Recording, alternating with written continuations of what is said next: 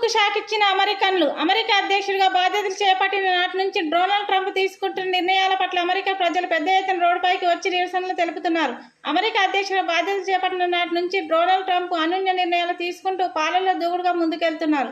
ఈ క్రమంలో ప్రభుత్వ సంస్థల ఉద్యోగాల కొరత, ఆర్థిక వ్యవస్థపై పడుతున్న ప్రభావం, మానవ హక్కులు, ఇతర అంశాలపై ట్రంప్తో పాటు బిలియనియర్ ఎలన్ మస్క్ తీరును అమెరికన్లు తప్పుపడుతున్నారు. లక్షలాది మంది అమెరికన్లు ఐరన్ డ్రెస్ ఆఫ్ పేరుతో రోడ్డుపైకి వచ్చి ఆందోళనకు దిగుతున్నారు. నార్త్ కరోలినా, వాషింగ్టన్ డీసీ సహా అమెరికా వ్యాప్తంగా 1200 చోట్ల పెద్ద ఎత్తున ప్రజలు రోడ్డుపైకి వచ్చి నిరసనలో పాల్గొన్నారు. అమెరికన్లు కోరుకుంటున్నట్లుగా ట్రంప్ పాలన లేదంటూ ప్లాకార్డులు ప్రదర్శించారు.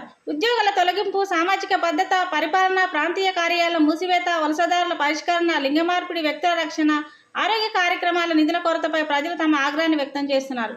డొనాల్డ్ ట్రంప్ మాస్కులకు వ్యతిరేకంగా శనివారం 2017 Women's March, 2020 Black Lives Matter నిరసనగా పరిగణిస్తున్నారు. ఈ 2 ఘటనల తర్వాత శనివారం అమెరికాలో జరిగిన ప్రదర్శనలు అతిపెద్దవి అని విశ్లేషకులు పేర్కొంటున్నారు. ట్రంప్ ప్రభుత్వం తన విధానాన్ని మార్చుకోకపోతే నిరసనలు తీవ్రతరం చేస్తామని నిరసనకారులు హెచ్చరించారు.